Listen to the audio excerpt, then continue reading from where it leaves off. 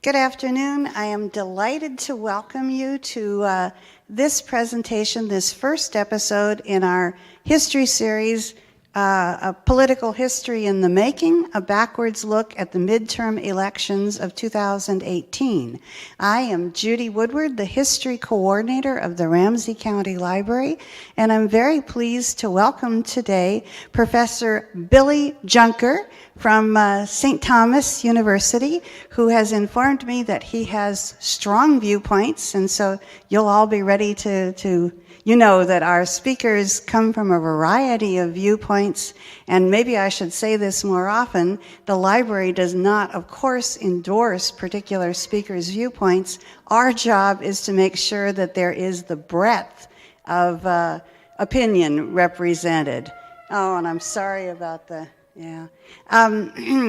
So, in order to bring you these programs, I want to thank two sources. First of all, the Osher Lifelong Learning Institute of the University of Minnesota, our faithful partner in programming. For those of you who are not OLLI members, it's a great organization. I think it would be well worth your time to check it out. And Minnesota's Arts and Cultural Heritage Fund, who is the financial underwriter for these programs.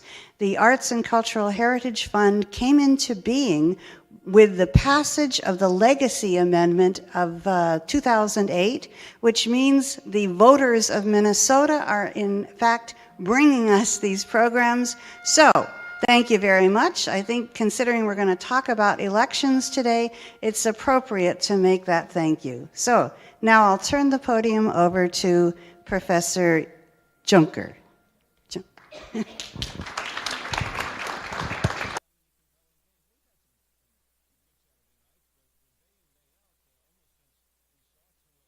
Oh, there we go. Is that better? Okay. Thanks very much, Judy, and thank you, Dale, for inviting me to this event to take a backwards look. It's a very rapid backwards look. I just remembered like 2 or 3 days ago that I was scheduled for the day after the election. So Judy was asking for my PowerPoint, and I was saying, well, I really can't give you a PowerPoint until the election takes place, I suppose. So look for, the morning of the event.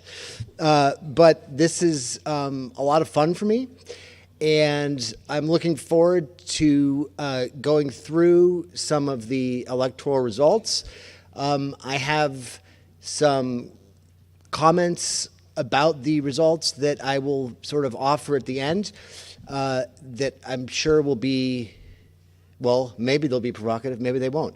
The way that I'm going to organize the talk is to go just to say something about midterm elections in general, then to look at the midterm elections of this year as insofar as we know the results now. There are some races that are having to be recounted.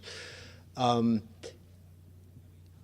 then look at some dynamics that this race shares with, let's say, other recent midterms, and some trends, let's say, over the past 2 or 3 midterm elections. Then I'm going to look at some, let's say, prognostics that might emerge from this election, and I suspect that it's in this area of the prognostics that I am going to propose that there might be lots of disagreement, which is a good thing, because I am not actually tightly wedded to one or the other party, and so this election and the prognostics that I'm sort of suggesting, I'm doing my best just to call as I see, and it'll become clear at the very end that I don't necessarily that if I'm predicting something, it doesn't necessarily mean I think it's a good thing that I'm predicting it. In fact, I might be predicting something that I wish were not to happen, but I think might happen. So. All of those provides, I had to sort of say all that because Judy sort of introduced me as having strong views, which she doesn't necessarily endorse. So, but I'm just joking. So, and I just shamelessly took the title of the series, Political History in the Making, a backwards look at the midterm elections. Now, at stake in midterm elections, of course, And my focus is going to be at the national level because it's really hard to sort of speak with any kind of specificity or precision about, let's say, local elections in the midterm or state level and national level. And because most of the media attention and most of the kind of, in the national media, it's been the national midterms. That's going to be my focus. In the question and answer, we can talk about state elections and or local midterm elections if you like. But for the talk, my focus is going to be on the national level. So every midterm, there's all 435 seats are contested, and roughly 1/3 of the Senate is contested. At the state level, we have 36 states holding elections for governor, and there's always several hundred seats in state legislatures at stake in a midterm election. It's very difficult to specify that exactly because of the great variety of terms and of organization around state elections that occur. But I believe this year there's something around the vicinity of 800. There were 800 seats in the state legislature being contested. Now, historically, midterm elections feature roughly a 10% lower turnout compared to presidential elections. That equates to around 40% of voters if you are assuming that most presidential elections represent anywhere between 50 to the upper 50 percentile of eligible voters actually participating. Midterm elections usually feature 10% less than that. Now, it's a regular occurrence also for there to occur a loss of legislative seats for the party of the sitting president. And in fact, since 1976, the average loss of the sitting president's party at every midterm is about 30 House seats and 4 Senate seats per midterm. And this is our first possible piece of evidence to suggest that the Democrats underperformed in the 2018 midterms.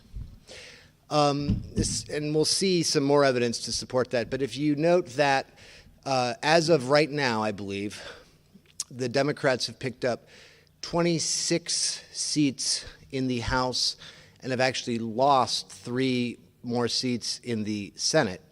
That falls pretty far behind the historical average of the opposing party's performance in a midterm.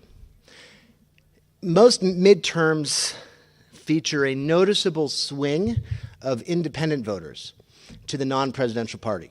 And this is also the case we'll see for this midterm. And also the midterm elections on average, of course, involve a lower cost, lower spending. The elections cost a smaller amount compared to presidential elections. When we look at the 2018 midterm national results, and this says as of 9:30 a.m., which I suppose time stamps my slide, but I just checked Real Clear Politics, and the numbers, if anything, have actually dropped 1 for the Democrats, I believe. It's either 27 or 26 pickups in the House for the Democrats right now. We'll go with 27. And there are so far 3 pickups for the Republicans in the Senate. Now, the turnout of this election is still not exactly known, at least not this morning, because of the high early voting rates and because of some of the data coming from the exit polls, which suggest a significant percentage of first-time voters and of younger voters. I suspect that this election will feature a turnout rate of around 40% or greater, but probably not 50%. So I would imagine it would come around between, let's say, in the lower 40s. And the reason why I say that is that despite the early voting and despite the exit polls pertaining to first-time voters and younger voters and people of color voting, the Democrats just did not pick up that many seats. And this in a context in which the president's approval rating is something like 48% and his disapproval rating is something like 53%. So this suggests that while there was an increase in early voting, and there were first-time voters and younger voters, all of whom in this kind of contest you would expect to support Democrats. There just weren't very many of them or enough of them to sway the election toward the side of the Democratic Party further than it did. That's just that's what I'm seeing the data is pointing towards. I could be wrong about the overall turnout number, but I don't think I will be. The independents, looks like exit data shows that they swung basically 12 percentage points towards the Democratic side, which is actually quite normal and expected. And the cost of this election, which we will return to later, was an astounding $5.2 billion. And that's an astounding number. And let me tell you why that's astounding. I will just give you, well, of course, $5.2 billion.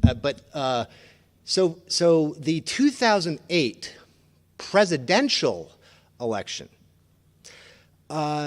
in pre-inflationary dollars or dollars not adjusted for inflation, cost basically the same amount as this midterm election.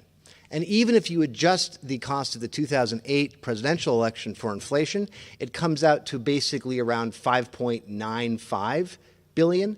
So if you think that just 10 years ago, the pageantry around a full presidential election, this was the election that where Obama entered his first term, that the current midterm is approximating the cost of the presidential election just 10 years ago. You see that the cost of elections is growing not linearly, really, but more rapidly than that. It's almost a kind of geometric increase, and we'll come back to that cost and its significance. So that's the kind of snapshot results on the national level, and what I'd like to do is to put these in context. I just want to look at the results of the 2014 and then 2010 midterms, so that then we can have an overall sense, let's say, from 2010 to 2018, what, let's say, if there's any kind of general trends, or we can get a sense of a kind of rough idea of what midterms look like in the past 10 years or so. So when we look at 2014, we see that, first of all, the turnout was extremely low, 36%. And this, of course, was in the middle of Obama's second term. And the Republicans picked up 13 seats in the House and 9 seats in the Senate. And at the conclusion of the 2014 midterms, the Republicans had the largest majority they had had in the national legislature since like 1924. And they also had overwhelming dominance at the state level and in state legislators in particular. This was after 2014. Now they've lost a few governorships in this election, and they've lost some state seats, but they were so far ahead in front of the Democrats at both the governor level and the state legislatures that the losses they suffered this year or this midterm is really not enough to offset the incredible gains they made from 2010 onward. So, and the cost of that election was $3.9 billion. So there was a notable increase from 2014 to 2018, from $3.9 billion to $5.2 billion. And we go back to the 2010 midterms, which are these, we see that this was a disastrous midterm election for the Democratic Party, the 2010 midterms. In some ways, the National Party has still not recovered from the midterms of Obama's first term of office.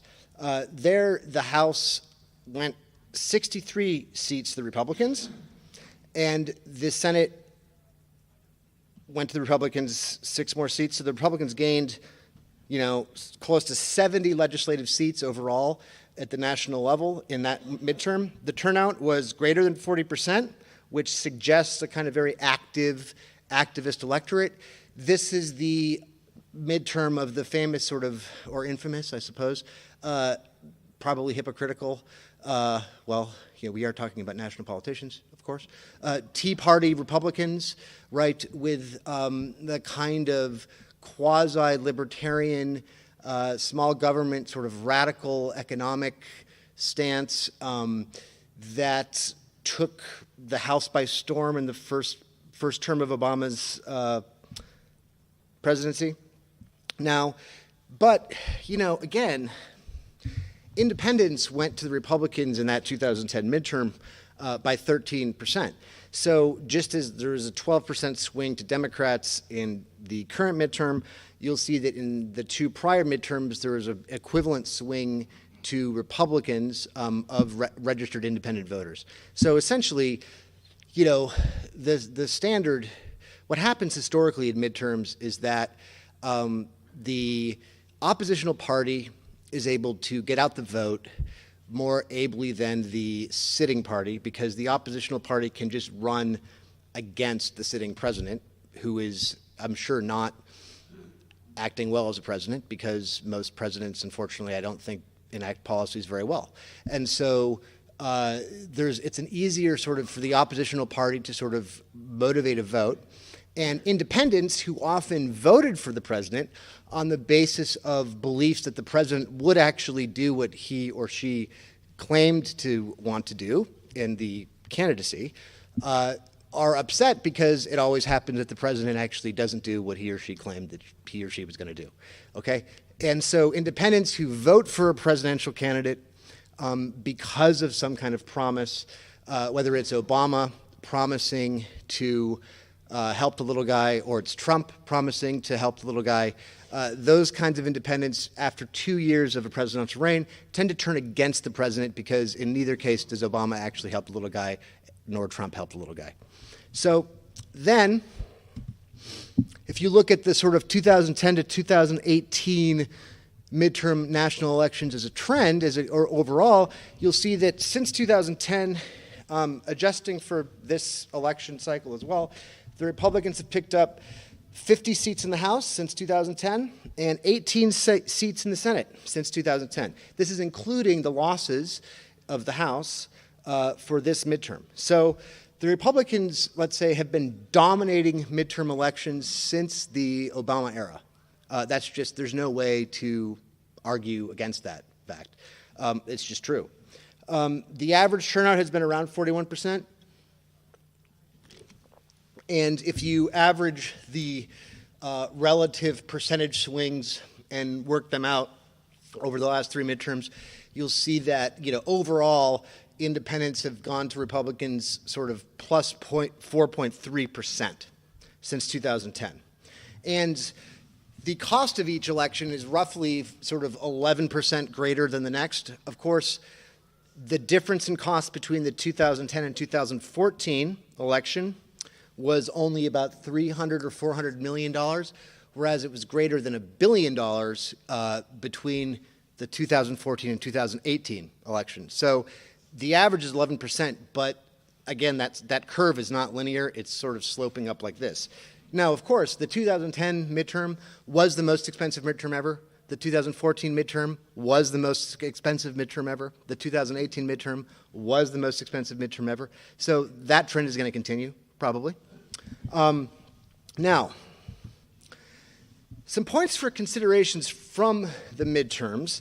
And this is data that is coming out of the Edison Research group who conducts the exit polls used by most of the national media for the elections. The top issues in the 2018 midterm, according to the exit polls, were in this order: healthcare coming in at an astounding 41%. And that's astounding because healthcare in the 2016 presidential election was hovering around 20 to 21% of people said that was their major issue. Immigration, 23%, and the economy at 21%. Now, the healthcare being a major issue makes a great amount of sense, because healthcare is extremely expensive and is unsustainable in the current structure. And I include the Affordable Care Act under that. The Affordable Care Act is not, frankly, working overall as a policy, but the protection against sort of being eliminated from insurance rolls on account of pre-existing conditions, which is, of course, rational and humane, and no one should oppose that position. That's a very attractive part of the Affordable Care Act, probably the most attractive part. And with sort of, let's say, Republican threats to remove the protection against elimination because of pre-existing conditions, a great number of people are motivated to support the Affordable Care Act insofar as it contains a protection of those who need insurance and have pre-existing conditions. Absolutely. Now, what's interesting, however, if you look at the Democratic Party as a whole, is that even though the vast majority of Democrats, and in fact, the vast majority of Americans, are in favor of something much more thoroughgoing and radical than the Affordable Care Act, they're actually, most people, 70% of Americans, in fact, if you poll them, are in favor of Medicare for all. The National Democratic Party statements on that proposal have been inconsistent, mealy-mouthed, and, let's say, well, uncertain.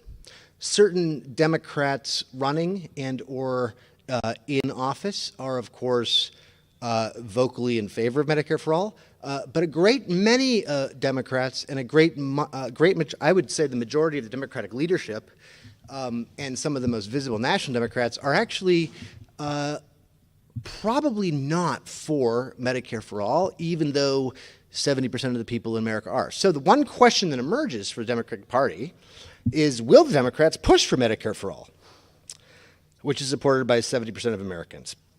Given the importance of healthcare in this election, given that if they were to do this, they would. I think there's no way they could lose the 2020 election, presidential election, but it's unclear whether they're actually going to make that part of the platform. In fact, there's a lot of reasons to suggest that they're not, but I'll get to in a little bit. Now, the other question I have, given the importance of immigration, is will the Democratic Party be able to articulate an alternative immigration policy? And when I say that, I mean, will the Democratic Party as a whole be able to articulate a positive proposal for immigration that is more than and different from, let's say, just hammering Trump about his proposed immigration policy, which in many ways is a continuation of Obama's immigration policy, and in some ways is a threatened hardening and further kind of constriction of the Obama policy. For example, the proposal, and I don't even know if Trump means this or not, it's difficult to know sometimes when Trump is just saying stuff because like it's a WWF kind of thing, and when he really means it. The whole proposal of the kind of denial of birthright citizenship, which is just clear as day in the 14th Amendment and has already been decided by the courts, by the Supreme Court, that is a kind of hardening, obviously, of the kind of anti-immigrant policy that in many other ways Trump has kind of inherited from the Obama, although using much more nationalistic rhetoric, using much more race-baiting rhetoric than you found in the Obama presidency, of course. But the substantive policy question is whether the Democrats can actually formulate an alternative proposal. I hope they can. I don't know if they can. The third question, because of the economy coming in at 21% here as the major issue, will Democrats substantively depart from the bipartisan economic consensus? It's increasingly clear, if you look at actual policy enactments as opposed to rhetoric, it's increasingly clear that from the first term of the Clinton presidency onward, there's been every sort of term, there's a narrowing of distance between actual sort of economic policies coming out of the Republican Party and coming out of the Democratic Party. This is largely because I suspect both parties are essentially indebted to the same 30,000 people, more or less. When I say that, I'm not exaggerating, 30,000 people. We'll look at the numbers in a bit. And so the difficulty, again, becomes one of, let's say, not just being able to criticize Trump's tax cuts for the rich, but being able to, as a party, articulate a positive alternative program that actually helps people materially and motivates people to vote Democratic. And the challenge for the Democratic Party will be in being able to articulate and frame such a proposal by the 2020 election. Now, I ask these questions, will the Democrats push for this? Will they articulate an alternative policy? Will they substantively depart from the bipartisan economic consensus? This is another way of putting that last question is that Thomas Ferguson, who is the sort of major scholar on finance and money in U.S. politics, he calls it the dual economy. This is the economy that shows consistent gains for, let's say, the upper 1% and even sort of 5%, usually kind of like white-collar professional bureaucratic classes, while showing a kind of stagnancy or loss for everybody else in the economy. And the dual economy in this kind of sense is the kind of standard consensus. And the question is whether Democrats are going to be able to be in the position to actually contest that and propose an alternative economic vision. Now, some things that factor in how we, let's say, might think the Democrats respond to these questions. Let's look at the money in the 2018 midterm election won. So I'm so bad at making PowerPoint slides that I just have money and the 2018 midterm election won. And there's going to be two, but that's one. Okay. So we had $5.2 billion spent in total, 66% of which, or $3.4 billion, coming from 1/2 of 1% of adult population, that's roughly 1.4 million citizens, who gave at least $200. Okay? Now, it really sort of takes off, again, geometrically, not linearly from there. Now, 38% of that $5.2 billion, okay, $1.9 billion then actually comes from 1/1000th of 1% of adult population, roughly 37,000 people, who gave at least $10,000 each. So 1.9 billion out of the 5.2 billion comes from 37,000 people. And it gets even better or worse, depending on your view of oligarchy, I suppose. 25% of which, 1.1 billion, comes from only 2,210 citizens. And this is actually only money that we know of that's disclosed.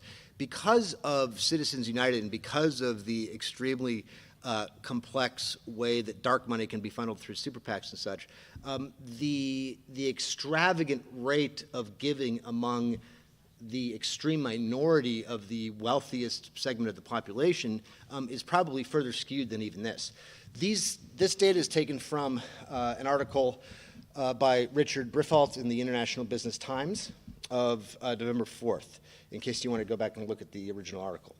So when you have 2,210 citizens contributing essentially 25% of the total cost of an election that costs $5.2 billion, then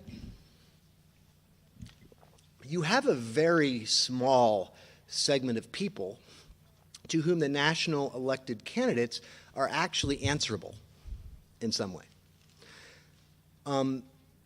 It's impossible to win an election without being able to generate the kinds of money you need to compete in a $5.2 billion election.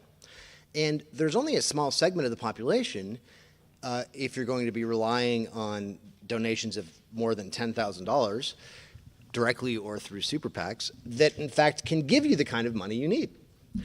And guess what? I think it's the case that people who donate more than $10,000 or $20,000 to candidates or parties actually expect things in return. Like, I don't think a lot of these people are just saying, I support you and do what you think is right. I don't care how it affects me. I just don't think that's the way this works. And the truth of the matter is that this is as much true of the Democratic Party as it is true of the Republican Party. And one of the really essential, but also, in my view, really misleading aspects of the contemporary American political theater, by which I mean the way that the corporate media presents things, is this notion that Democrats are somehow more democratic than Republicans. What's actually clear, if you look at the money and if you look at the funding, the Democratic Party and the Republican Party are, as it were, two factions of a single oligarchic party, which essentially always wins, no matter which party is elected. And that's because that oligarchic party controls the money going to the national candidates.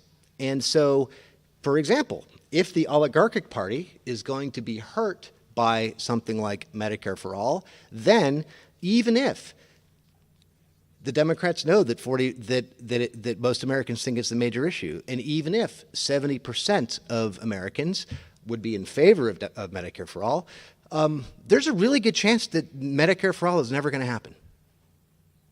Because, again, it's the same oligarchic party that is, in fact, that both major political parties are dependent upon.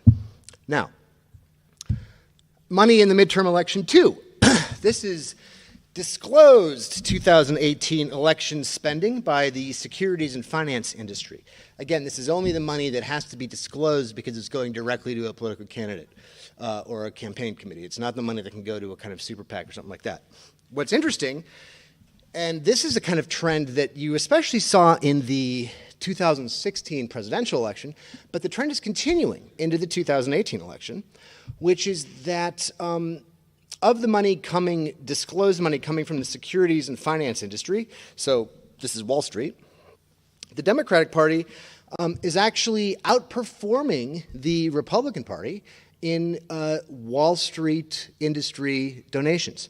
So 57 million was given to Democratic candidates, or 63% of the total, and 33 million to Republican candidates. One of the really fascinating switches that that's beginning to take place, but it's kind of this rough beast that's still slouching toward Bethlehem to be born. I'm quoting from Yeats here. Is this weird transfer from the Republican Party as the party of sort of Wall Street, free trade, low taxes, to at least the rhetoric of the Trump Republican Party being a rhetoric of a kind of democratic populism that is based on a kind of manufacturing sector and blue-collar wages. Now, what's clear is that Trump really has no intention of following through on that rhetoric. And what's also clear is that Trump uses that rhetoric in part because he's able to stoke a kind of white nationalist angst or resentment through that rhetoric, and thereby sort of motivate, let's say, like the least educated, poorest segments of the Republican base. But what's interesting is that lots of people who voted for Obama for 2 elections ended up voting for Trump in 2016, in part because of that rhetoric.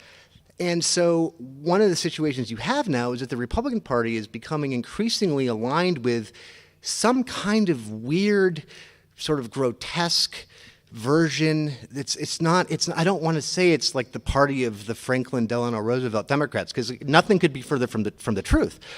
But the rhetoric of the party, and national Republican politicians hate this. You can tell they hate having to sometimes go along with Trump, who has effectively taken over the party.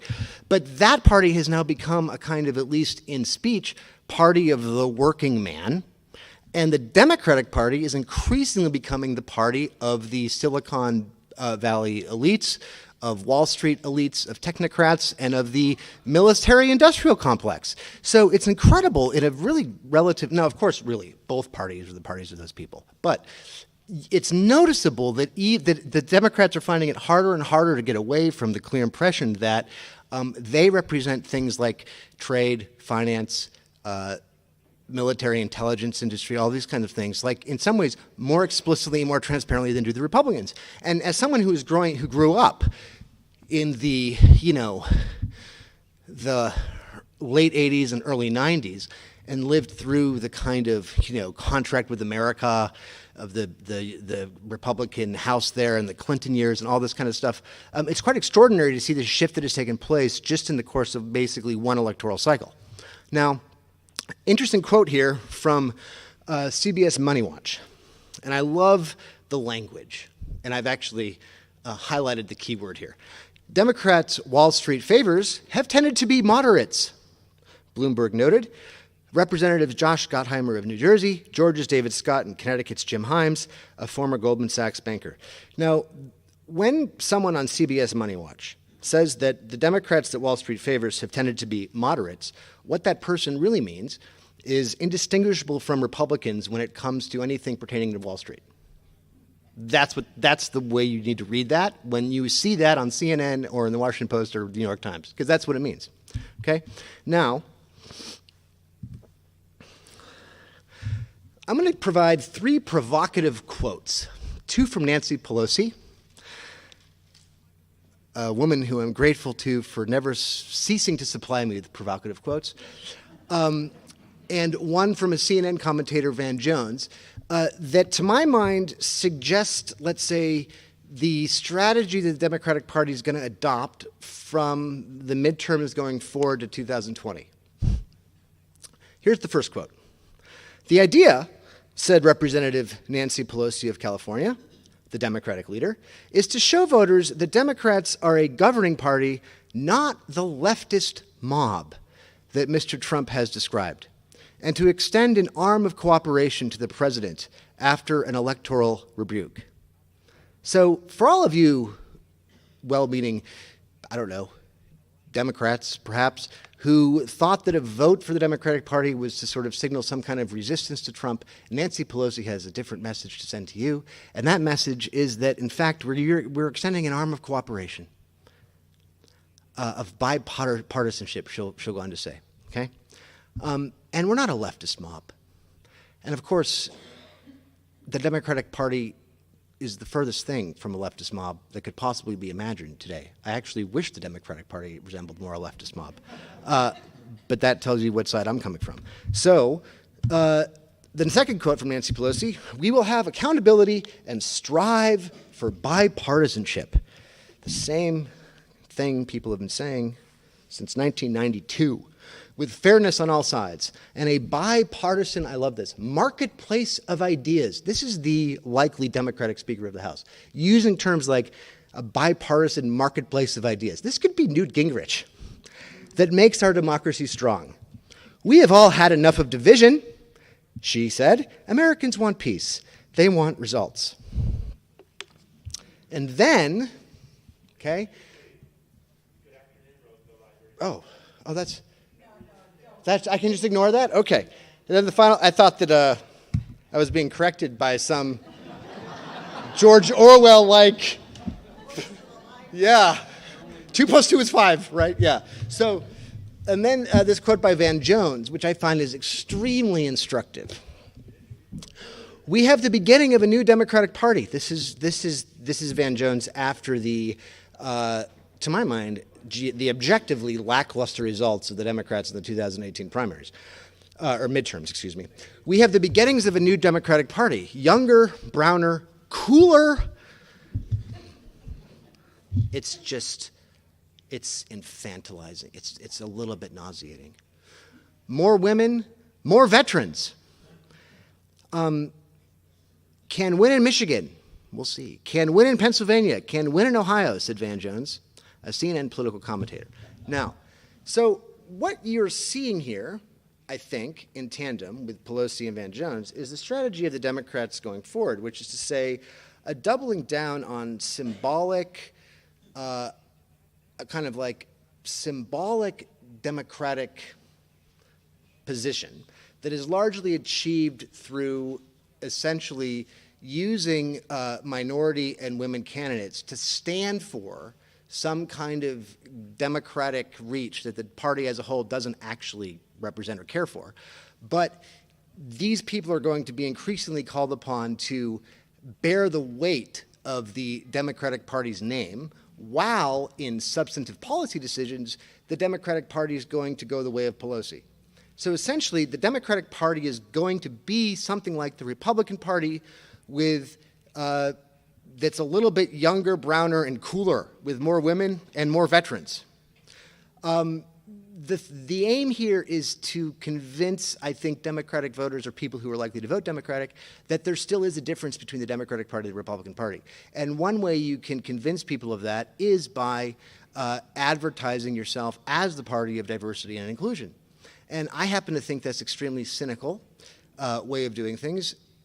And I happen to think that in some ways it aids and abets some of the worser elements of Trump's sort of racist dog whistling and some of the racist sort of tropes he draws upon his own base, because essentially the Democratic Party is using people of color and women and the young vote to try to make itself appear as something other than it is.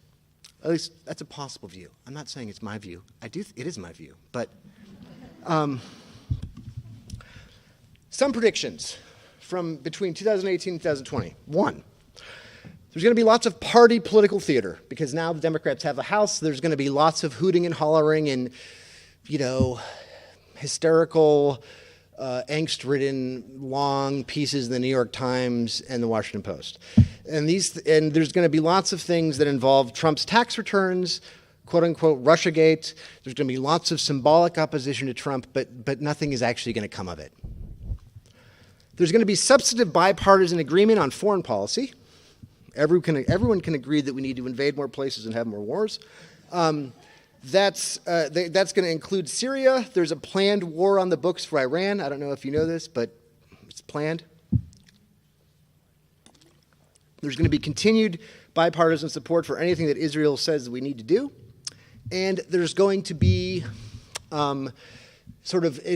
continuing and increasingly active U.S. sort of military intervention of one sort or another in South and Central America. This will continue from now to 2020, and there'll be substantive bipartisan agreement on the financial industry and the economy, more or less. Trump will say lots of things that seem like there's not, but there won't really be any kind of return to a kind of, making America great again. That whole thing is ridiculous. And of course, the way that a lot of Trump's base hear that is like making America more male and white again. When of course, but the way that actually some people hear it, frankly, is making America the kind of place where people can earn livings in the manufacturing sector or in the labor sector, which of course no one can. So while Trump's making America great again is clearly a kind of a way of getting in a white nationalism without actually being so coarse as saying that explicitly, it does actually speak to people's actual real economic harms and pains. So this is what's going to happen. And some predictions too. The Democratic National Committee will push for a moderate or symbolically progressive 2020 presidential candidate. They will do their best to stamp out any social democratic movements arising from within the party. They will not make Medicare for all a part of their national platform. They will not articulate an alternative immigration policy. They will not depart from the bipartisan economic consensus, and they will lose. And I hope these predictions are proven wrong. But quite honestly, I don't see much now to suggest that things will play out any differently from this. This is actually how I see things playing out in the Democratic primaries of 2020 and in the national election. I wish this wasn't the case, because I think that bad things will result for the country from this situation. But this is my prediction from 2018 to 2020. So with that, I'm done. But I'm sure there's lots and lots of questions. So let me bring the mic around. I'll start with this gentleman. Thank you. This is a serious question. Yes. Jimmy Carter after being president, was tasked with going around the world observing elections, what would it take to have a impartial observer in Georgia observe an election? No, it's a great question. It's a great question. I don't know. I mean, the laxness and insecurity of American elections and the likely predominance of electoral fraud via kind of manipulation of Diebold voting machines is frankly probably very great, and I'm sure happens. In my view, what should happen is there should be paper ballots counted in public, which is you cannot, if you have a transparent sort of system around paper ballots that are counted in public, and guess what? Lots of democracies do this. It's much harder to commit election fraud in that kind of case because you have a hard trail, and I mean, we could have the ballots counted right here in this room, and people would come in and watch. This is how they do things in lots of countries. But, you know, the fact is, I think that in some ways, not enough people in the United States actually want there to be democratic elections. Because if we really did want them to happen, then it's not that hard to make happen. Could you speak closer to the mic? Oh, sorry. You know, you can pull it up a little bit too. Okay, well, all right, yeah, so, Okay. well, Or just, hold it up. yeah, I'm sorry, I'll try to be louder. Just John. Okay. Yes, sir. While you were preparing and finishing your talk, I was listening between 11 and 12 when they interviewed President Trump, the press. So I have a little leg up here. Okay. And he was talking about the Kumbaya conversation this morning he had with Nancy Pelosi. Oh, yeah. Who he thinks is a wonderful, wonderful woman course. that's done wonderful, wonderful things, Yes. and now they're going to do it together. Yes. I think he made Ivanka jealous, but that's okay. Yeah. The other thing is, the guy that got to be the governor of Michigan, what did he win? Michigan is broke, insolvent. Then you got Detroit. Then on top of that, you got a city that can't drink their water. Now, would you really want to be governor of that state? Because you got 4 years to straighten it out, and if you don't, you're going to get run out of town. So I think I'd rather be governor, maybe Minnesota. Well, of course the Minnesotans all think that. And I'm not from Minnesota. Unfortunately, I'd like to have somebody come in there and do the books, but that's because I'm an accounting major. Sure. It's been 8 years, and we don't know what's going on. But anyway, what happens is that I'm surprised today that the Democratic Party has been described as you have said, because of the fact that's not what we've all been told. But there's a lot of things in this country we've been told that have turned out to be disappointing, isn't it? Well, I would just point out that there's lots of reasons why people would want to be the governor of a state. Most of those reasons have to do with, let's say, selfish gain and ambitions for power. Well, I'm just speaking realistically. Okay, of course, everyone has to adopt this rhetoric of statesmanship, but if you really look at it, most of our national politicians are sociopaths, and becoming a state governor is a crucial movement up the ladder of the national political establishment, so that one could want to become governor of Michigan, even if one thinks that one's governorship will be basically a disaster for the people of Michigan. Because one doesn't really care about the people of Michigan. This And lady also, has a yeah, sorry, go ahead. Going back to the first question that was asked about counting the votes and getting everybody enrolled to vote. I heard somebody suggest that they just mail ballots to all registered voters, that they do that perhaps in Oregon. I think they do that in a couple of the western, and that Oregon or might Washington. be a good way to get more people to vote. Sure. It doesn't address the counting, but No, I mean, look, the Republicans are going to practice a kind of racial vote denial in the South. They're going to do that. They've always done that. They're going to always do their best to do that.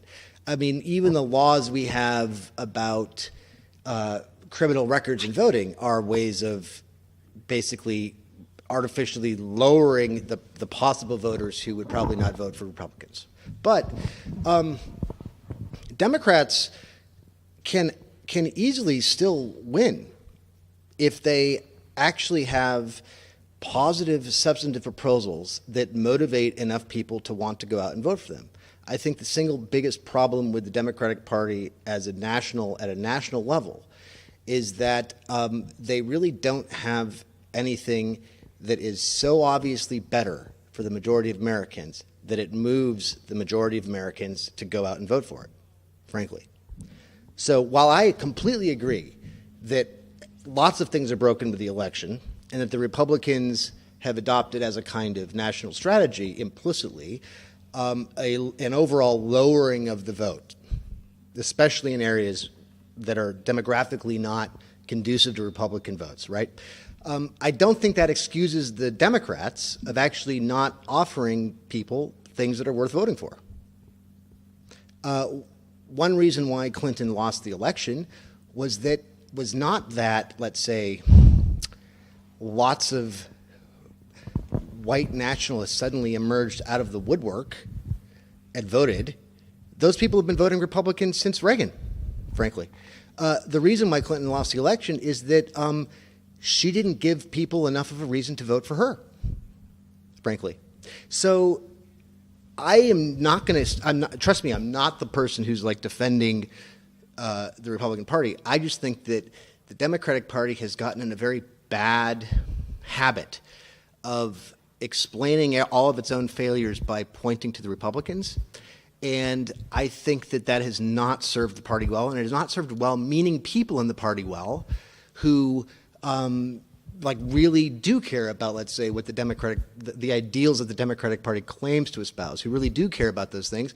I think that these kinds of people are harmed by falling into the trap of always blaming Republicans. I think there has to be more self-examination than there has been. That's just my view about the Democrats. This gentleman has a question. Yeah, you made the statement that President Trump wasn't going to follow through on the. Wait a minute, just a minute. I didn't know. I said it's hard to know whether he's being serious or whether he's just saying stuff. Yeah. Okay. Yeah. I was just interested what your motivation was, if you had any evidence of that, and did we have any evidence that Nancy Pelosi really means what she said? Listening to the rhetoric over the last 6 months, I would say that I don't have any. So,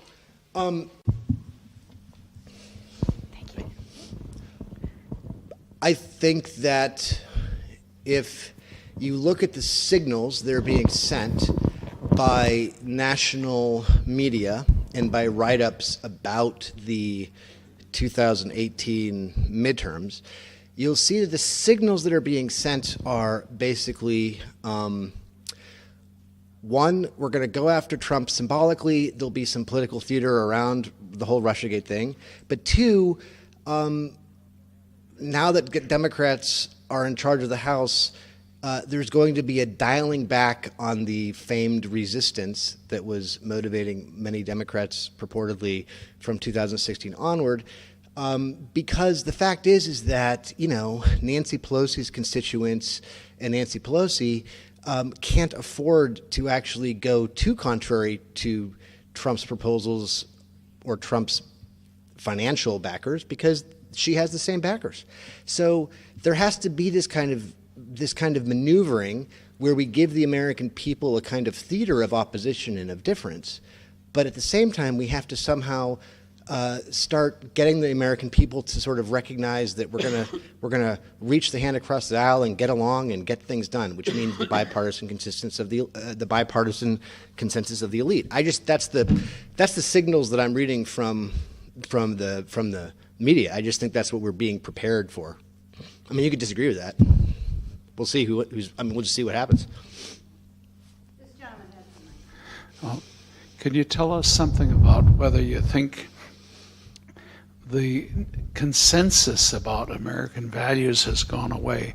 Is it true that maybe there really is a completely different worldview and a value system between, now forget about the power elites, they have common economic values and they may have common social values as well, but in terms of the ordinary voters, H.L. Mencken 80 years ago said that Trump was going to be the culmination of American decay, or something like that.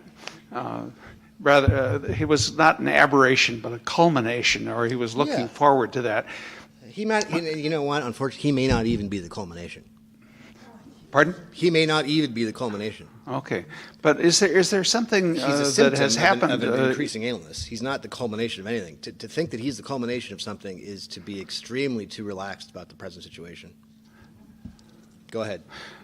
Yeah, I'm troubled by the idea that Democrats are hostile to values that Republicans hold dear in a thoughtful way, and that Republicans are hostile to values that Democrats hold dear in a thoughtful way.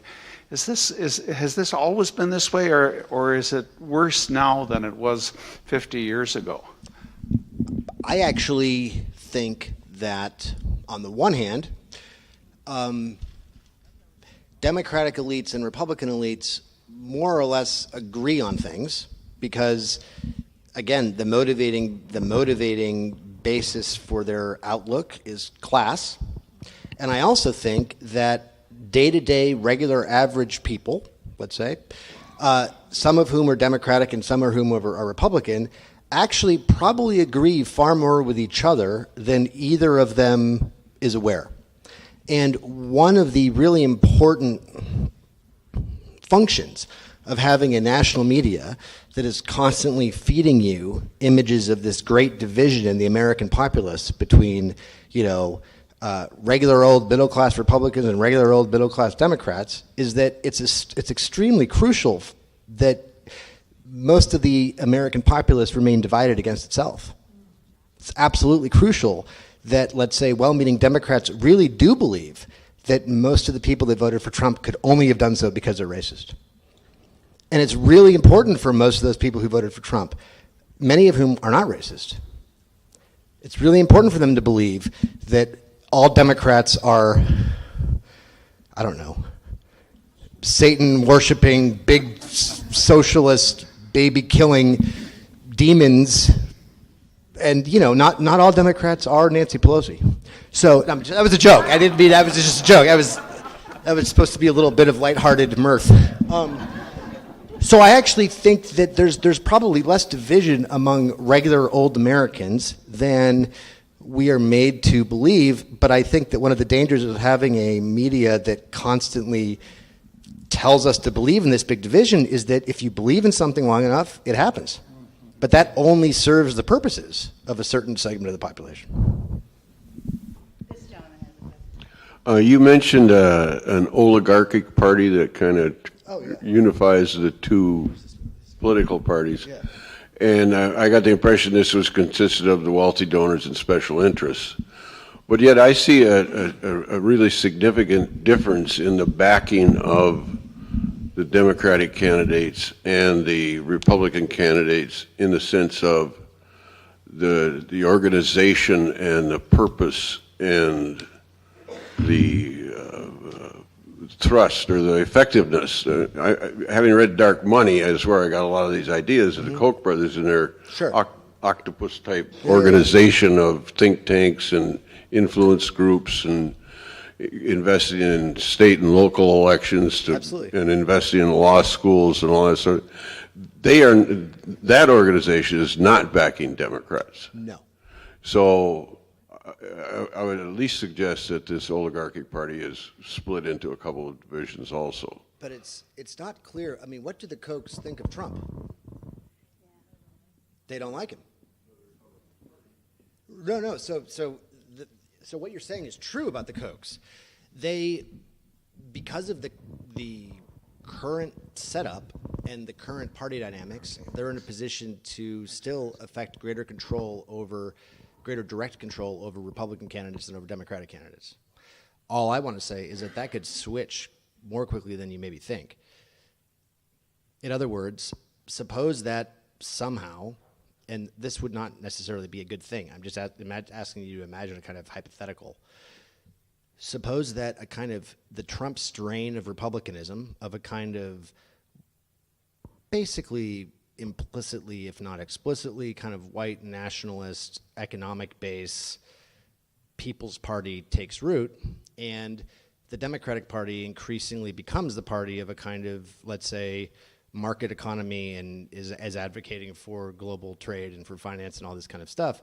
It seems to me very clear who the Kochs would support in that context, and it seems to me that that's a kind of shift that you can't really rule out, because there are certain dynamics at play even at the present that suggest that certain elements of that shift are already happening between the two parties. So I agree that the Kochs, for example, tend to sort of want to support Republican politicians and in Republican legislatures, because they can affect, at present, greater control over those officials in the party at those levels. I just think that that's not essential to the Republican Party. That could change tomorrow or in the next 4 years. And also that, you know, if we leave aside the Kochs, because they are a kind of really important, but an important but kind of unique example of a private corporation exacting this kind of sway, and you look at things like the overall financial industry and the overall sort of Wall Street money, you do really see that, you know, someone like Chuck Schumer, who's a Democratic senator from New York, is just as beholden to and as much beholden to the Wall Street elite and their interests as anybody in the Republican Party. It's just not it's clearly, I mean, it's so there's no sense in, there's no real consistent sense in which the Democratic Party is not just as dependent on the national level on the kind of money that Democrats often criticize Republicans for being dependent on and representing. The data just doesn't suggest that. Yeah. Yeah. If you say that you have one oligarchic party with two heads, Yeah. which is basically what you It's said, like a hydra. Yeah. do you see an opposition party elsewhere, or are you telling us that we basically have a one-party state? I think we have a one-party state effectively. That was a quick answer. Yeah. Okay. Yeah. And I'm No, it's a walking great the question. I mean, it's and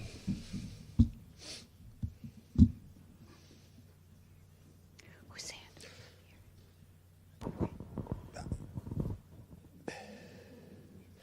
yeah, at present we have effectively a one-party state. Which You is- know, yeah. what about the Bernie Sanders phenomena? Have you allowed for that? Well, I'm sorry, I just had to speak up. I was wondering when someone would bring up that far-left ideologue who doesn't represent any of the American people and is so out of touch and old and, you know, New York-ish. And, but yeah, look, Bernie Sanders raised more money than either Clinton or Trump during the primaries by taking regular people's donations, the average of which was $27 or $29. He didn't take any PAC money. He didn't take any huge donations. He actually did run a Democratic campaign, and he showed that you could actually raise enough money directly from voters who are motivated to give money to you, because you can say things to those voters that they want to hear, because you're not beholden to $10,000 a plate sort of donors. You don't have a, as Clinton just once described it, but she was really only alluding to Lincoln, of course. You don't have a public policy and a private policy. Because you don't need to. Most politicians have to have a public policy, and a private policy, because they have to get they have to say the public policy to get the votes, and they have to have the private policy to get the money. So then what they do is they tell us the public policy until they get into office, then they affect the private policy, then they hope they can somehow blame the other party sufficiently so that we can think that they really were trying to implement their their public policy, right? If it wasn't for those dang Republicans or Democrats or whoever, right? But yeah, Sanders is a great example. Although of course there's no way the Democratic National Committee was going to let Sanders be the Democratic nominee. The Democratic Party would rather lose than win with someone like Sanders. Because what Sanders shows is that you actually don't need a retinue of six-figure sort of white-collar consultants and bureaucrats to raise sufficient amounts of money to represent the American people, which means that a lot of the sort of money that's coming into sort of professional national Democrats would be cut off and restructured. And the iron law of institutions is that you'd rather go down at the top of an institution that you're at than lose your position in the institution to raise the institution. People would rather go down, who are at the top of the institution, than they want to lose that position to have the party kind of actually revivify. So I certainly hope that something like a kind of social democratic movement again takes place in the Democratic Party. And I really don't care if it's Bernie Sanders or someone else. I have extreme doubts that the Democratic Party is going to allow that to happen. I mean, it would have to be an overwhelming surge that they just couldn't resist. I just don't see it happening. Everything in the media, everything in the official Democratic talking heads, people are seriously talking about having Joe Biden run for the presidency. I mean, people are seriously talking about that, which is just extraordinary to me. So, anyway. This gentleman has a question, and then I see you, ma'am. Yeah, Michael Moore, who, if you remember, did predict that Trump was going to win 2 years ago, was on MSNBC this morning, and he predicted, like you, the Democrats would lose in 2 years if they ran a politician for president. And he said we have to run a populist. Names thrown out were like Michelle Obama, The Rock, Oprah. That we have to run a populist rather than a politician. And I wonder what your opinion is. Well, Michelle Obama is not a populist. The Rock is not a populist. And Oprah is not a populist. So populism is a term that I think should be avoided. Because populism is a term that can mean many things to many different people and can be used to describe, let's say, a certain kind of Trump is in a certain way a populist. Bernie Sanders was in a certain way a populist. But so was Adolf Hitler. No, absolutely. But like Trump, well, let's not go to the Hitler route just yet. But Trump and Sanders are in many ways could not be more antithetical than they are. And yet if we describe them both as populists, we're describing them as somehow the same in opposition to what? I think that there's nothing wrong with the term, let's say, social democratic or social democracy. And I think that term is important just to use because it specifies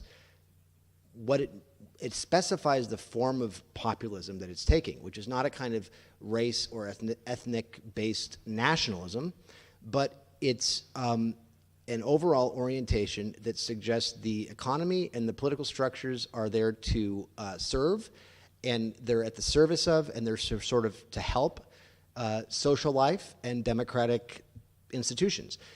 We don't need to sacrifice the health of social life and democratic institutions for the sake of the market. So social democracy is, I think, a perfectly fine term that people should be able to use. I think that some people in the Democratic Party want, because they see that there's this movement for a kind of social democracy, which they really don't want to have happen, you're going to see lots of people floating these ideas of Michelle Obama or Oprah or The Rock. In other words, you're going to see lots of people floating ideas of a kind of symbolic populism that is not going to have any teeth by design. It'll be the Obama presidency part two. I mean, Obama was in many ways the Democratic equivalent of Trump. It seems like this is a perfect opportunity in the history of our nation for someone to really step forward as another true great leader. And of course, we've had those true great leaders of the past. Someone that can articulate where we're going, what it's going to be like along the way to that place, and how will it affect me? Will I have a place in that new place we're going to? What do you think? Well, And by the way, I should say, I don't believe President Trump, for all of his talents, has the capacity to do that, because he seems to be taking us to the past. oh no, he's, And what no. I think a true leader does, especially in a time of transition and a lot of angst, is to take you to the new place you don't necessarily want to go because you don't know what it's about, and you don't know that that's your place. So, look, there have been, I suppose, good leaders, okay, in America at some point in time. Most of them have not been elected national office. I mean, Franklin Delano Roosevelt was, I think, a leader in this sense, in that he was essentially a class trader, and he did a lot of things that were extremely unpopular and extremely controversial that people forget about, because he saw that this is what was necessary to bring the U.S. out of the Great Depression. But I actually am, on the whole, suspicious of leaders, and I'm suspicious of a language that is always appealing to leader, because I think that the most important movements in American history have in fact just been mass democratic movements. And I think that what's important is that, you know, it would be great if Americans just could stop believing that there's going to be some leader that will save us. I think that is very problematic for a couple of reasons. One, I don't think it'll happen. Two, I think that it's exactly the kind of thing that tends to disable actual democratic activity or actual political activity among citizens, because right, I mean, most Americans view their political activity as essentially one event that you do every 2 years or 4 years at the most. But if you look at the civil rights movement, if you look at the women's suffrage movement earlier on, both in Europe and in the States, these are movements of the people out of which leaders emerge. And I think that is what we need, is somehow a movement of the people. And I actually think, again, that most American people have more in common with each other and have a kind of would be able to agree and negotiate more ably with each other than they're led to believe that they're in a position to do. And I think it's crucial that people overcome that, because otherwise we're just going to get stuck. We're going to stay stuck in this increasingly unbelievable theater of this sort of, you know, the political theater that we're in. So that's my view. Here's a question. Given the predictions you've made and the kind of future of political theater, play the prophet for a moment. Speculate, where is our country going in the next 20 to 50 years? Where will it be on the world stage if everything continues as it is and the one-party system is the way it is? I thought I was giving it, I mean, I was trying not to make my talk too cynical or too negative, but you're just like, okay, so,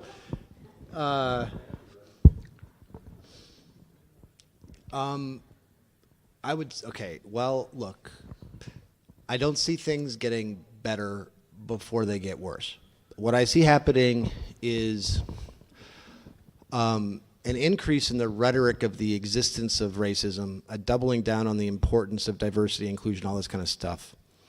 I simultaneously see that as actually fomenting and increasing a certain strand of racism on the right, particularly among sort of white working class people on the right. I see economic conditions for most Americans going down. I see, just like the Lancet Health Survey, decreasing longevity for Americans over the next 20 to 30 years. I see increasing unraveling of the octopus that is the military-industrial, the kind of self-choking octopus of the military-industrial complex, and of the kind of interventionism that the American empire is dependent upon. I see more wars, more strife, more social decay, and I think things, and concomitant with that, we'll have a kind of tightening down of free speech, because we'll use the increasing racism and being afraid of fake news, as though most of the news that's coming from the New York Times or Washington Post or CNN or Fox or MSNBC isn't also fake news, but whatever. We'll use this threat of fake news to sort of clamp down on freedom of speech. We'll have a further clamping down of civic rights and social sort of privileges, because people are going to be becoming increasingly upset, and there's going to be increasing conflict, because the economic conditions are going to continue to deteriorate until something really almost revolutionary happens in the distribution of wealth in this country. And the fact is that those kinds of events are not usually smooth. Like even the New Deal was not really smooth, right? I mean, we look back on it now as like, oh yeah, then there was the New Deal. But no, like that was a major shift in the direction of American policy. And I just think things have to get much worse before we're in a position to actually bite the bullet and undertake something like that. And I think, and lots of Republicans are my friends actually, but most of the kind of Republicans that are my friends are like small town Minnesotan-like Republicans, and I'm just kind of like, you're not a real Republican, Bob. But yeah, they claim to be Republicans, and they kind of agree with me. And so I'm like, why do you agree with me with this picture? I mean, you don't even. This is why I think that lots of regular Americans see the reality and are more willing to sort of engage with people that they disagree with, or they have a different party affiliation with, because we have to get over our party affiliation as like somehow determinative of our being. We have to get over that tribalism and talk about this stuff, because I just think things are going to get worse. Here's a question. Sorry. Okay. Well, Exactly. Yeah, exactly. Yeah. Jeez. Well, that's of course if we just avoid nuclear war with Russia. So I'm giving the positive side, right? That we avoid nuclear annihilation in the next 20 years, and then I didn't even mention the climate. That's just going to keep getting worse. There's going to start being full-on hot wars over fishing supply, because we've killed water. We've killed something like 60% of the animals on Earth since 1960 or something. There's a piece in The Guardian about this. There's actually been 3 or 4 studies that have confirmed the just amazing amount of animal depredation that has occurred in the 20th century. We've got a question back here where the mic is, and I will bring you the mic. Okay. I guess my question is, how much does all this politics really matter? I mean, there are global changes, including the emergence of China and India as major economic powers. And I guess between 2020 and 2025, China will become the largest economic power. Mm-hmm. There's what's happening with climate change. There's the fact that we are actually becoming browner and hopefully cooler in our population not diversity. Younger, I feel like we're all getting older. No. Already have more women. As long as we are the world's policemen, we'll have lots of veterans.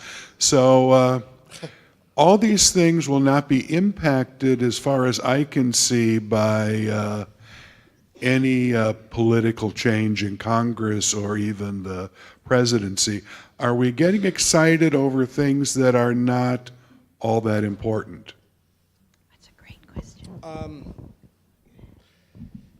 So I don't. So it depends on what things you're getting excited about. If you're getting excited about the 2018 midterm, then I think you're getting excited about a thing that's not all that important. Because, and I've tried to sort of, at least you should have a general sense by now as to why I don't think the 2018 midterm is all that important.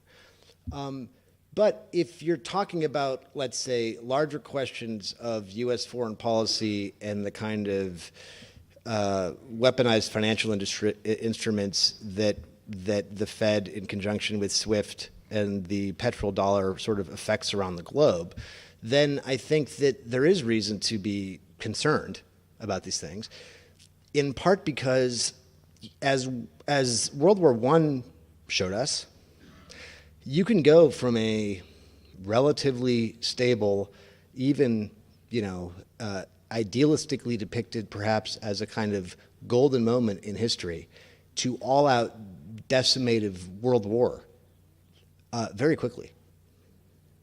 And it's not clear to me that, given the technological capacities that states have now, given the interests of sort of the Atlantic hegemony in the Mideast and in the Near East and in Asia, given the current structural setup of global power and finance, it's not clear to me that anything's to prevent some kind of very tragic and irrational thing happening that all of a sudden sends us into a horrible war.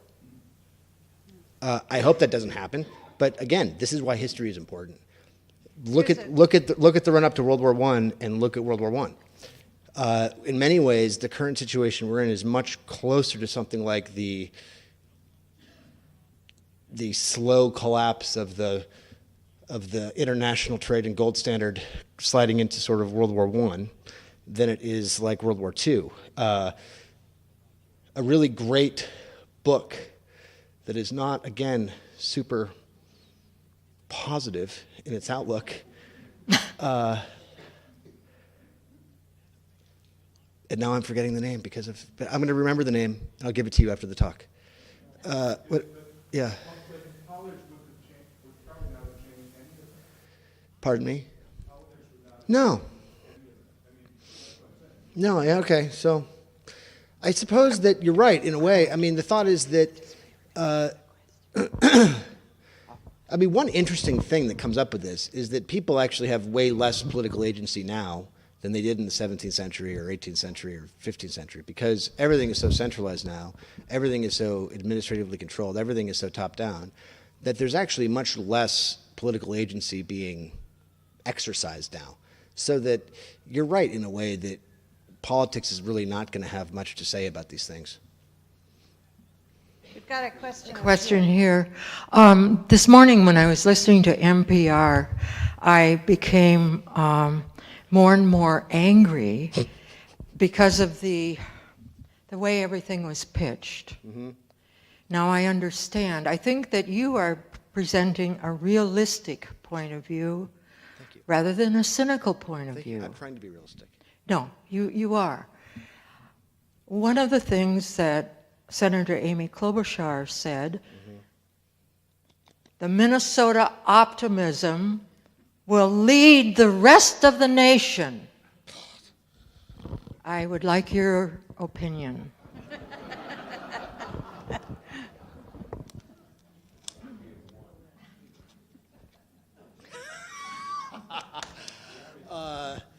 Yeah. Well, I don't listen to NPR for a reason. Partly because I probably would also be getting all angry about hearing it, right? I would just be getting so angry about it. I'd be driving, be like, you idiots! So, my wife's family, God bless them, are natives to South Chicago, Beverly, and they always have like, and I can't listen to any cable news. I go to the airport and I have a kind of like brain spasm because I can't avoid the CNN talking heads blathering at me. But at my wife's home, it's always Fox News, which is horrid. Like, it's always on.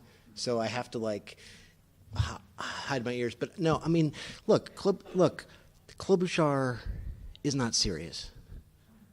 I don't think she's a serious politician.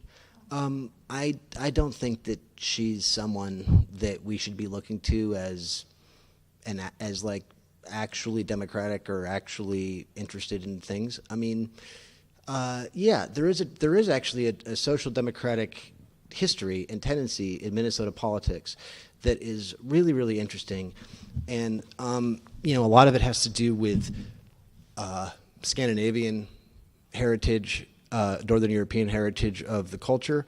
A lot of it has to do with the kind of people's populism of the late 19th, early 20th century that was also sort of connected Minnesota to places like North Dakota, right? So there's a kind of really interesting history of politics in Minnesota and North Dakota, I would say, that is kind of unique. But my suspicion is that Klobuchar thinks that we should be optimistic because, why? The Democrats picked up 6 seats or 7 seats in the House. I don't know why we should be optimistic about anything because of that. I mean, that's all. I'm not trying to be a downer. I'm just, yeah. I feel like I'm being a downer, though. Here's a question over here.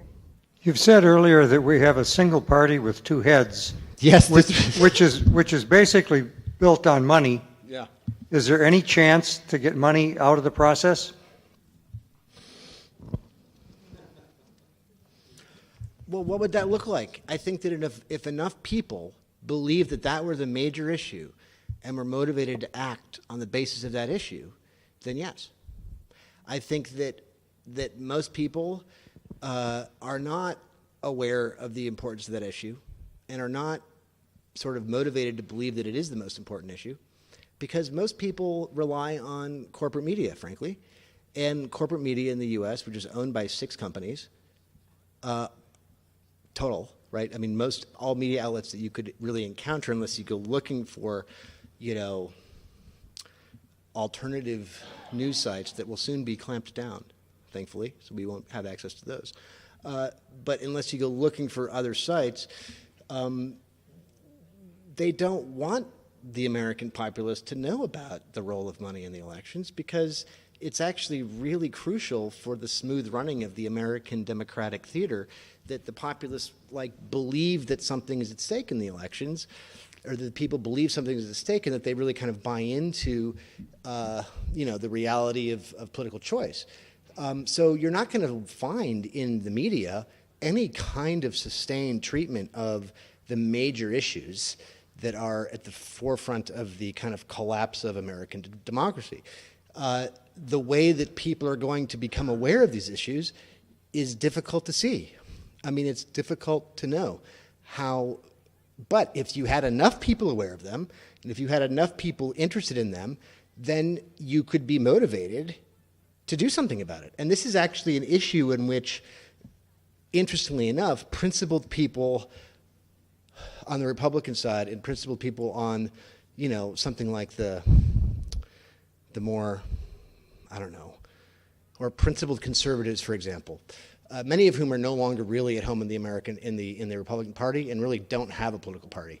So I'm talking about sort of like small, sort of almost like agro conservatives or crunchy cons, as Rod Dreher called them once about 10 years ago or something like this.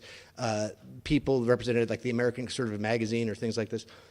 Many of these people are going to sort of agree with many people coming from the left spectrum about the disastrous implication of the money domination of American politics.